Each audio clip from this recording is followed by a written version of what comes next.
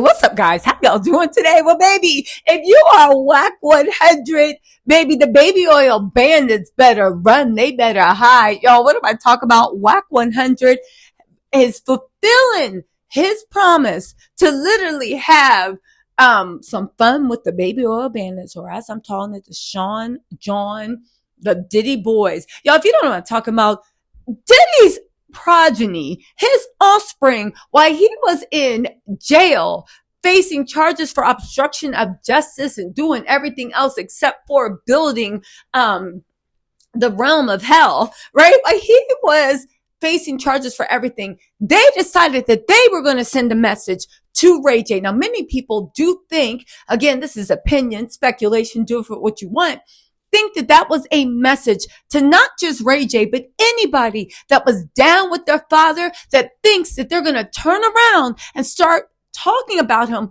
talking to the feds, spreading issues, doing whatever, okay? They were sending a message. They're like, you better keep your mouth shut or we're going to open up a can of whoopee all over you. To which Ray J looked at them and said, you and who else?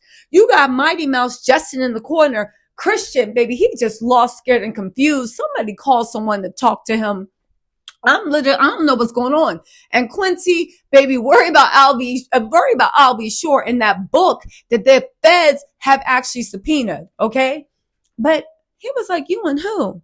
Because y'all ain't got an emotion. You use your daddy's money and y'all thought y'all was going to be thugs. But now that everybody know, not only is the money gone, but the influence, Diddy can't be making moves behind bars. And that's what the feds wanted. Well, now Wack 100 said, guess what? I'm not finished with y'all. See, listen, we smarter than y'all. We ain't going to sit there and try to get into fisticuffs while the feds are watching, baby. We Cali. Even the biggest thug in Cali got some street smarts, got some brains behind it.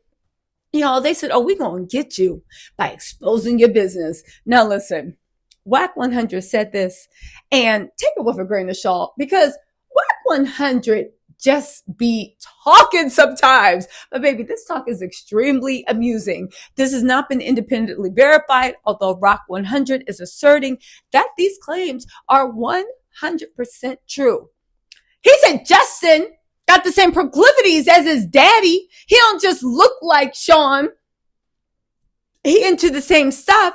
He also said that yeah. Well, actually, let me let y'all hear what Wack 100 said, because I swear, this mofo just be talking, but baby, we love to hear it. Hold on, where is it at, right? Listen to this. Nigga, hold on. You fuck with transgenders. Nigga, you know, niggas, we been... So that's what you was alluding to? That's what you was alluding to on that live? That's a fact. Which son? The one look like it. Hey, Ghost, what's his name again? Christian. The one that look like him?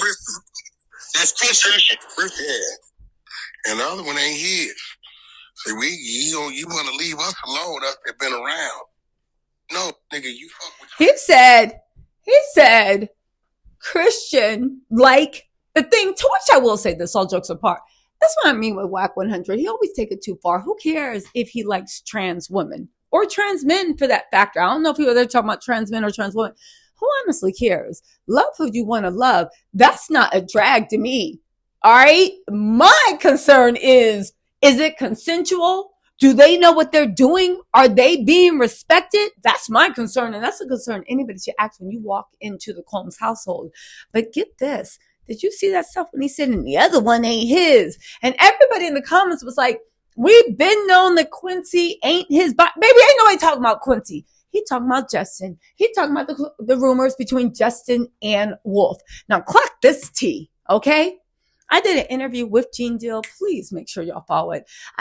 Go view it. I did an interview with Gene Deal, and I asked him about the Justin stuff. And Gene, who was around at that time, is very, very adamant that, of course, Justin is Diddy's child. I know everybody was saying Justin don't look like Diddy, but he looked just like his mama, Misa, right? And everybody said that Misa and Wolf had an affair. Clock this tea. Now that we know what we know about Diddy, and now that we know what Diddy was into and who he loved and who he liked to like, ain't nothing wrong with it. It's a non-consensual part and the PDF part, right? As long as you got 18 candles on your cake and it's consensual, do what you want to do.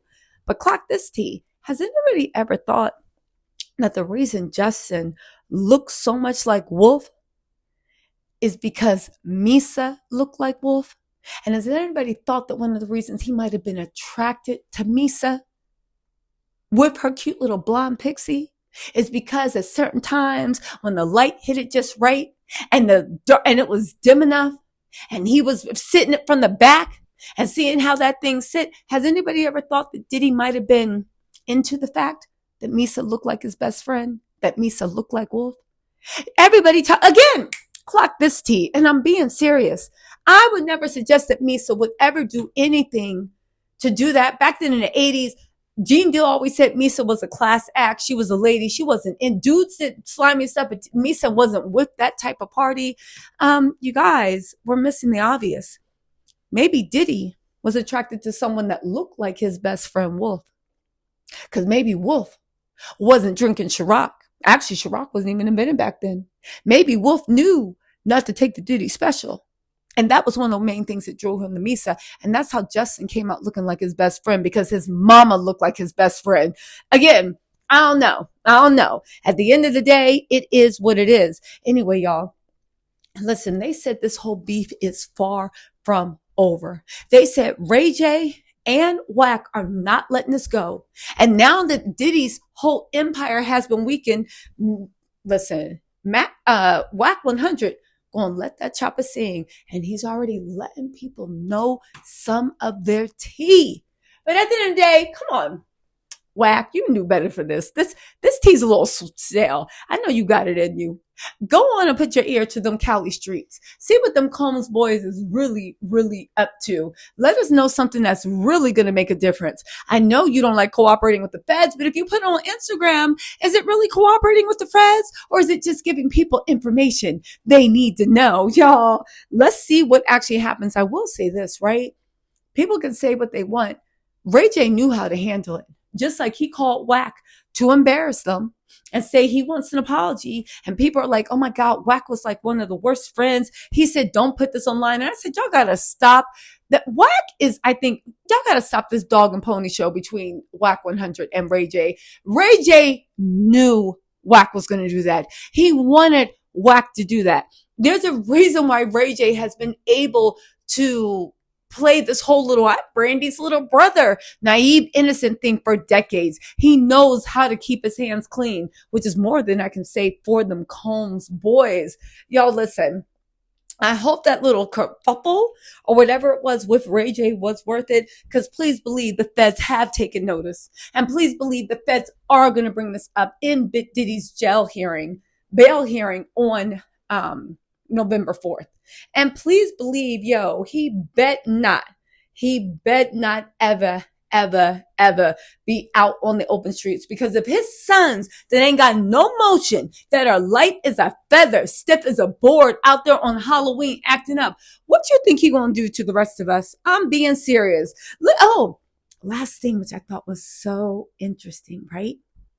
You think the feds are trying to set Diddy up? No, I mean it. Tekashi 69 is now in the same jail as Diddy for violating supervised release terms by traveling to Vegas without permission, missing a drug test, and testing positive for meth. But they say Tekashi feds. You think he put him in the cell right next to Diddy? You think they gave him a nice little fresh bust down, 30-inch bust down, rainbow colored, so he could stroll past Diddy's jail cell, so Diddy can be like, yo, I like that, daddy, I like that. You think he up there talking game, wrapping little notes around the roach's legs and sending them to Tekashi's cell, talking about what I'd do to you if it was a freak off? Again, the feds notoriously put people, informants, next to the cells of people they want to talk. And right now, Diddy is lonely. Diddy is isolated. And we know Diddy love, according to some people, the touch of a strong man. The touch of an incapacitated man, if you believe the lawsuits, which I do. It's important to note, you guys, right? This is just my opinion. Please go out and do your own research. I'm just telling you what I heard.